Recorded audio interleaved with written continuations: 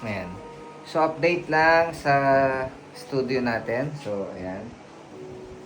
So, for today, ang ginawa natin is gumawa tayo ng custom rack para sa ating ah, Zoom interface. So, ayan. Dini-EY ko lang yan. Nakahang siya currently. Ayan. So, kaya ko siya dyan nilagay para directly malapit siya sa ating workstation. So, ito kasi yung workstation natin. So, yun yung magiging mixing area. Then, ito yung magiging performance area natin. Okay? So, currently, yung guitar natin, ay hindi, yung, okay. So, mic 1, mic 2, okay na siya. Connected na siya sa Zoom. Meron na tayong connection.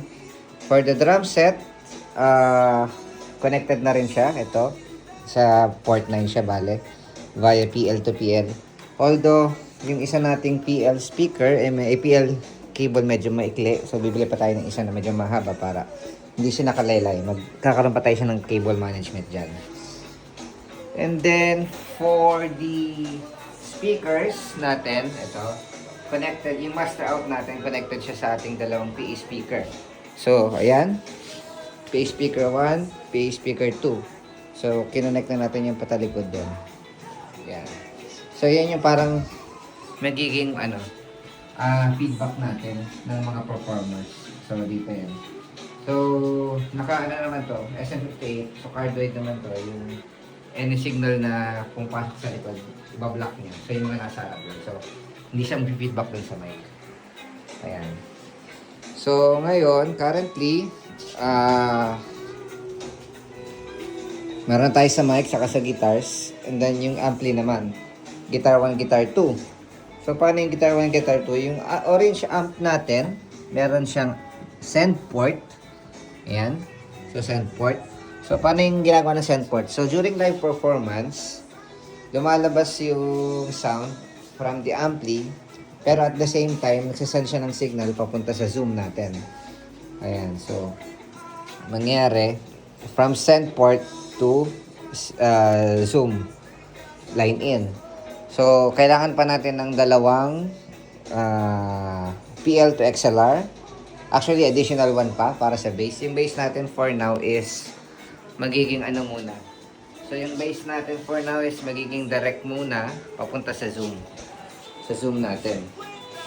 Unless yung magiging basis natin is magkakaroon siya ng sariling effects. So, bass to effects, rekta sa Zoom pa rin. Wala tayong bass amp for now. So, rekta na siya rito. So, magiging out ng sound mo sa Zoom is to PA speakers. Okay? And then, flow of recording natin, yung Zoom interface natin, papunta dito sa laptop natin. So, magmo-MacBook tayo since masanay tayo sa Mac.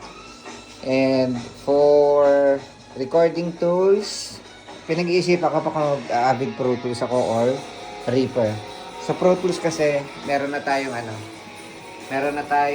license. So, nakuha ko yung license before nung bumili ako ng Scarlett Studio. So, before kasi Scarlett Studio yung gamit ko, lang. Guitar and 2 ports lang kasi yun. So, simple lang recording lang. So, meron tayong license ng Pro Tools.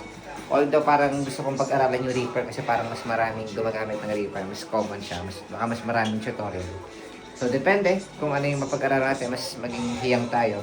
Pero, more or less, pag-aralan natin both. So, for now, ayan. So, mangyayari, ito yung magiging mixing area natin. Mixing area. Ayan.